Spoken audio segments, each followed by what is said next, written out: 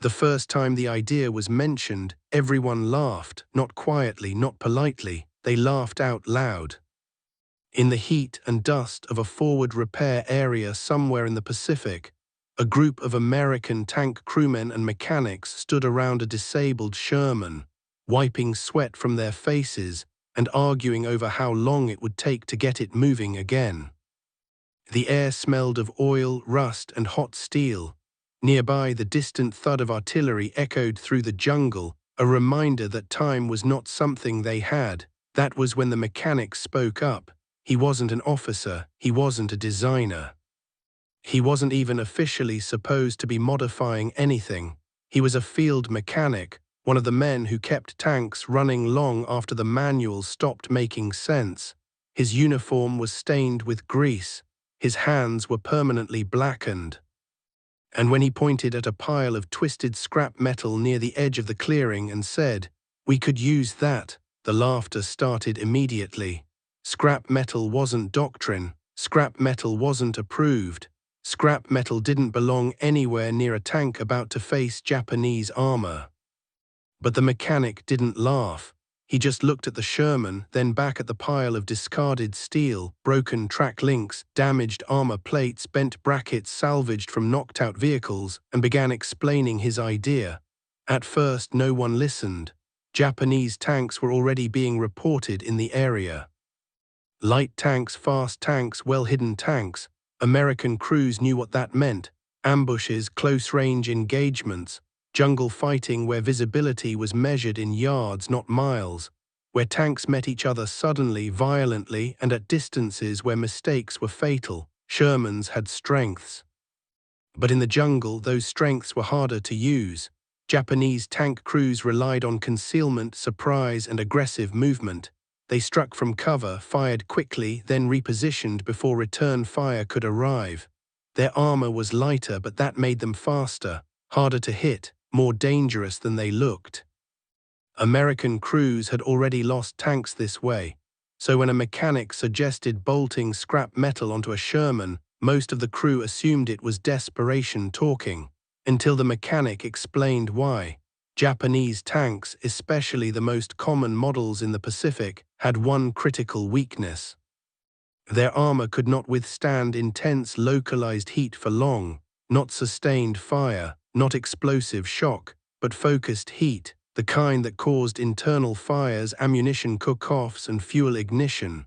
The mechanic had seen it firsthand. He had watched a Japanese tank disabled not by a penetrating shell, but by fire creeping into its engine compartment after a near miss. He had seen crews abandon tanks that were technically intact because the heat inside became unbearable. He had seen Japanese armor burn, not explode, but burn slowly, relentlessly, until the crew had no choice but to escape or die.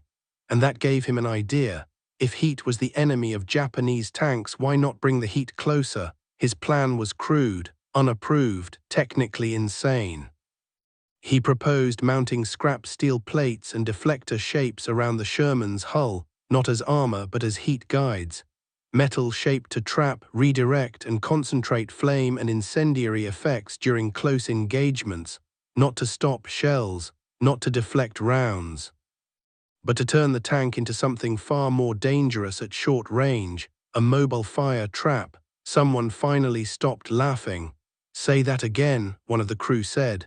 The mechanic explained that Japanese tanks often closed distance quickly, trusting their speed and maneuverability. At close range, American tank crews struggled to bring their main gun to bear quickly enough, especially in tight jungle corridors.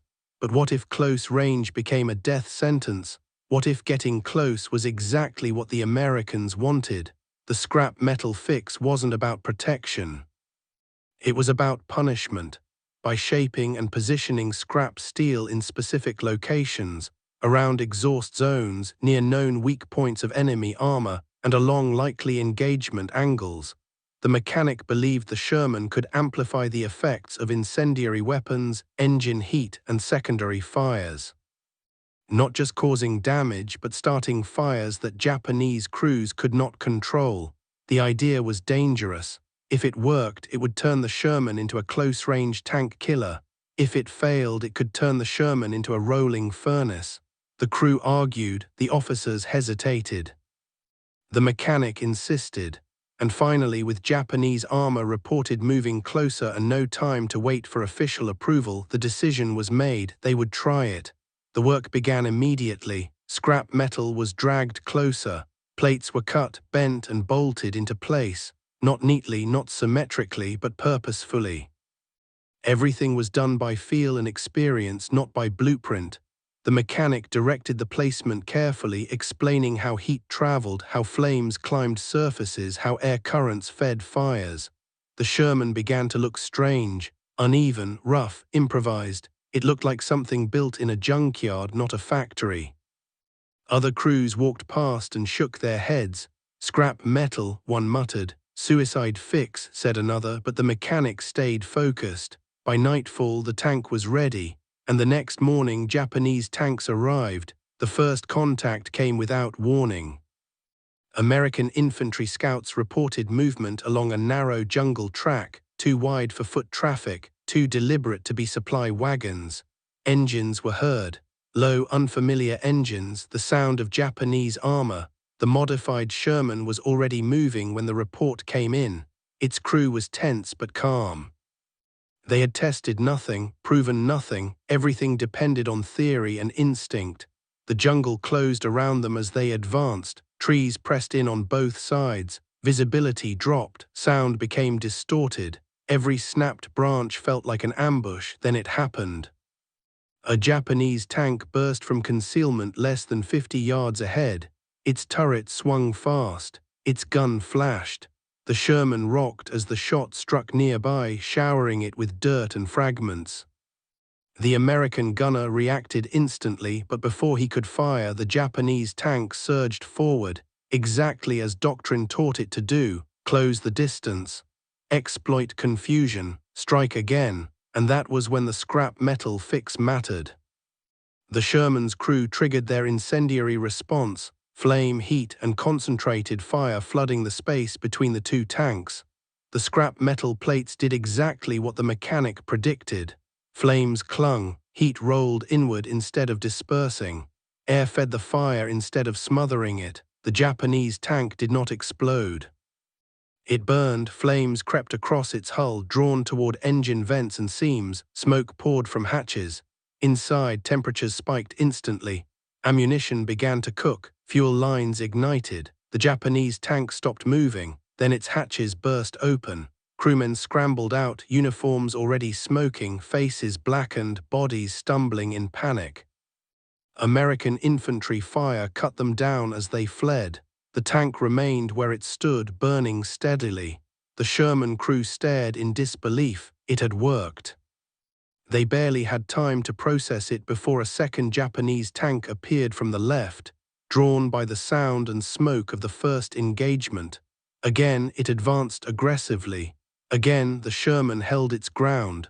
Again, fire and heat were unleashed at close range. Again, the scrap metal fix transformed chaos into control. The second tank burned faster than the first. Its crew never even managed to open the hatches. By the time the smoke cleared, 2 Japanese tanks were disabled, both burning, both blocking the jungle track, and the engagement was not over. More Japanese armor was coming. Word spread fast through American lines. A Sherman with scrap metal bolted to it had just stopped 2 Japanese tanks in minutes. Officers arrived to see it themselves. Infantry gathered behind cover, watching the modified tank reposition calmly, its crew now moving with a confidence that bordered on disbelief. The mechanic stood nearby, silent, watching his idea prove itself. Japanese commanders, unaware of what they were facing, ordered more tanks forward. They believed the Americans had 1 tank. They believed speed and aggression would overwhelm it. They were wrong. The 3rd Japanese tank came in cautiously, trying a different angle. It fired from cover, then shifted position. The Sherman adjusted, waiting. When the Japanese tank committed, pushing closer to finish the kill, the trap closed again. Fire, heat. Smoke, the scrap metal fix, did not need perfect conditions, it needed proximity, and the Japanese tanks kept providing it. By the time the fourth tank was disabled, Japanese coordination was breaking down. Radio chatter became frantic, orders overlapped, crews hesitated, but hesitation in jungle tank combat was deadly. The fifth tank tried to reverse away when it saw what was happening. It didn't make it. The sixth tank never even fired. 6 Japanese tanks burned in minutes, not from superior armor, not from better guns, not from advanced technology, but from scrap metal. When the fighting ended, the jungle was quiet except for the crackle of burning steel. Black smoke rose through the trees. The modified Sherman sat among the wrecks, scarred but intact. American crews walked among the disabled Japanese tanks in stunned silence. The laughter from the previous day was gone. No one called it scrap metal anymore, they called it a fix. And soon every crew wanted to know how to replicate it. The tank crews did not celebrate the first success. They did not cheer when the Japanese armor burned. They did not even speak.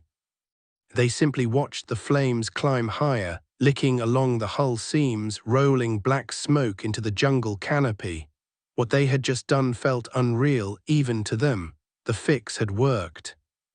The scrap metal modification, welded together from discarded armor plates, bent rails, and damaged vehicle parts, had transformed the Sherman's weakest moment into its deadliest.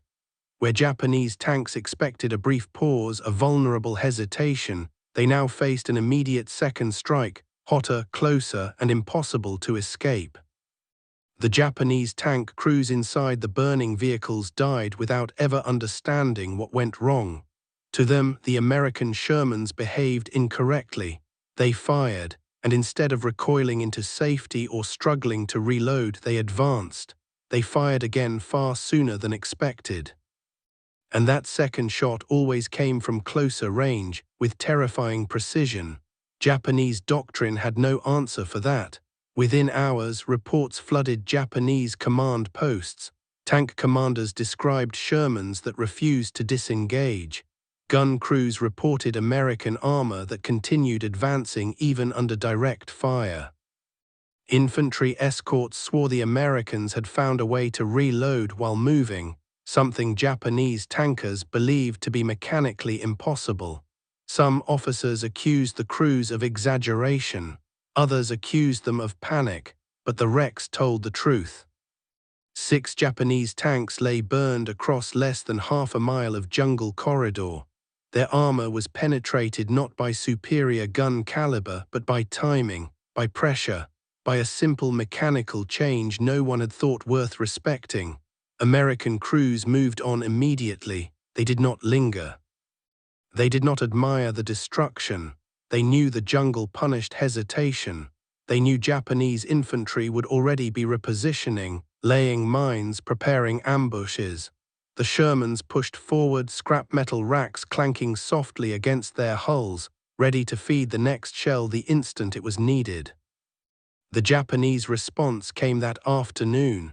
A reinforced tank platoon advanced under heavy infantry cover, confident they could overwhelm the Americans through numbers. This time they approached cautiously, stopping frequently, firing probing rounds into suspected Sherman positions. Their commanders believed patience would neutralize American aggression. It did not. The lead Japanese tank fired first, its shell exploding against a Sherman's glacis plate. The American crew absorbed the impact, rocked violently, then did something the Japanese did not expect. They advanced. Before the Japanese loader could seat a second round, the Sherman fired back, then fired again almost immediately. The second shell struck the turret ring, jamming it completely. Flames erupted inside the Japanese tank, forcing the crew to abandon it in seconds. The infantry panicked. They had expected the Americans to pause. They had trained for that pause. They had timed their movements around it. But there was no pause anymore. Another Japanese tank fired. Another Sherman responded twice. The jungle echoed with overlapping explosions, each one closer than the last. The Americans pressed forward relentlessly, turning reload time into a weapon. The scrap metal fix allowed them to maintain pressure that shattered Japanese coordination before it could stabilize. Infantry units broke formation. Anti-tank teams hesitated, unsure when to rush. The rhythm they relied on, the predictable cadence of fire and reload, had been erased. By dusk, the Japanese attack had collapsed completely. The battlefield was littered with burning wrecks, abandoned weapons, and hastily dug foxholes that had never been used. Survivors retreated into the jungle, shaken and confused, reporting tanks that fired like machine guns and crews that never stopped advancing. Word spread fast. Japanese tank commanders began instructing crews to disengage immediately after firing, regardless of result. They no longer trusted the window of safety they once had, but this new caution only made things worse. Retreating early exposed flanks. Hesitation invited pursuit. The Americans exploited every moment. Meanwhile, American officers took notice. They saw the effect immediately. Engagements ended faster. Casualties dropped. Japanese armor no longer held ground. Tank battles that once dragged on now collapsed within minutes. The fix, once mocked, became quietly encouraged. No official order was issued, no manual was rewritten, but mechanics began copying the modification across units. Scrap piles disappeared. Bent rails were salvaged. Destroyed vehicles became raw material for the next Sherman. Each crew customized their rack slightly, refining angles, spacing, and accessibility. What mattered wasn't elegance, it was speed. Japanese intelligence finally identified the change weeks later, but by then it was too late.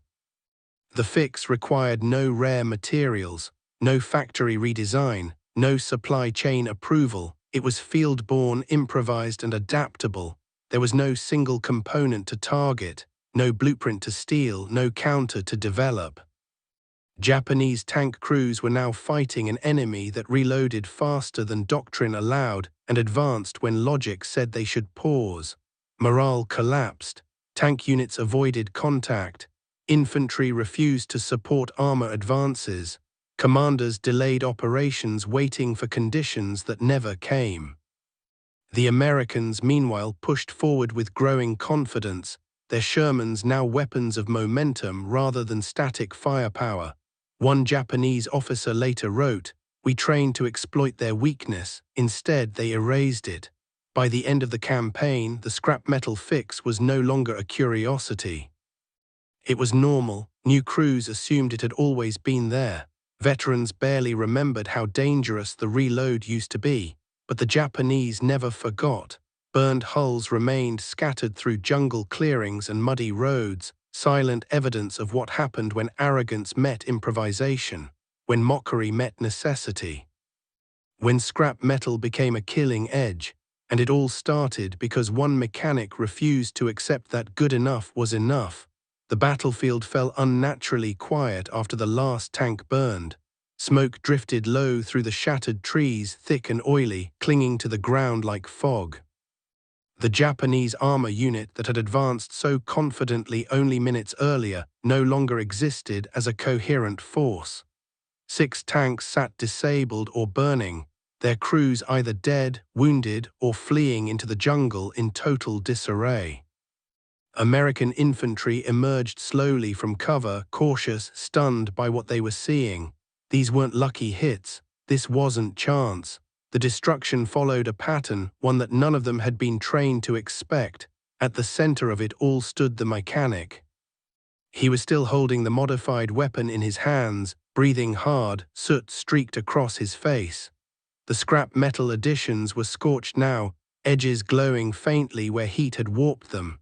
What had once been mocked as junk now looked like something forged specifically for this moment. An officer approached him carefully, eyes moving between the burned tanks and the weapon. "What did you change?" he asked. The mechanic hesitated, then answered simply, "I made the fire stay. That was the secret." Standard anti-tank weapons relied on penetration and explosion. This fix changed the physics of what happened after impact. Scrap metal, shaped plates, scavenged mesh, crude sleeves had altered how burning fuel spread once it entered a tank's vulnerable points. Instead of flaring and dissipating, the fire clung. It pooled. It crawled along seams, through vents, into crew compartments. Japanese tanks were not designed to survive sustained internal fire. Within seconds, temperatures rose beyond what crews could endure. Ammunition cooked off. Engines seized. Escape hatches became death traps. The Japanese crews had never encountered anything like it. Survivors later described the same moment again and again, a hit that should have been survivable, followed by fire that refused to go out. They bilayed out screaming, uniforms igniting. Some collapsed only yards from their tanks, overcome by heat and smoke. Japanese officers tried desperately to re-establish order. Commands were shouted, flags waved, but panic spread faster than instructions. Armor units that were supposed to anchor the line instead became flaming obstacles, blocking movement and trapping infantry behind them. For the first time in the campaign, Japanese tank crews hesitated before advancing. And hesitation on a battlefield is contagious. American forces exploited it immediately. Infantry surged forward, moving confidently now, knowing the tanks were no longer invincible. Japanese gunners abandoned positions early, unwilling to stay near armor that might suddenly turn into an inferno. Defensive lines fractured not from firepower alone, but from fear. Reports reached Japanese command that evening filled with confusion and disbelief. Tanks destroyed unusually quickly, fire behavior abnormal, crews unable to extinguish internal burning, unknown American modification. Some officers accused crews of cowardice, others suspected sabotage. A few realized the truth too late. The Americans had not introduced a new weapon. They had altered how an old one behaved, and that made it far more dangerous. Back at the American position, the mechanic was summoned to headquarters. He expected punishment. Unauthorized modifications were not encouraged. Field improvisation often ended careers. Instead, the room was silent when he explained what he had done. He described scavenging wreckage after earlier battles, observing how Japanese tanks burned or didn't, noticing how fuel behaved inside confined steel spaces, seeing how flames died quickly unless they were forced to spread. He didn't use engineering language, he used plain words. The fire needed something to hold on to. The officers exchanged glances. Within days, orders were issued quietly. Similar modifications began appearing across units, not officially acknowledged, not formally approved, but tolerated, encouraged, copied. Scrap metal vanished from dumps. Wreckage was stripped. Crews began asking mechanics for that fix. No one called it by a name, they just knew what it did. Japanese tank losses mounted, but more important than the losses was the psychological shift. Japanese armor doctrine depended on intimidation as much as protection. Tanks were meant to advance boldly, forcing infantry to scatter. Now infantry stayed, they aimed, they waited, and tank crews knew it. Every advance felt like a gamble. Japanese tank commanders began spacing out vehicles, reducing mutual support to avoid chain fires. That made them vulnerable to isolation. Infantry escorts pulled back, afraid to stay too close to armor that might erupt without warning. The combined arms system collapsed. In later engagements, Japanese tanks turned back early, even when not under direct fire.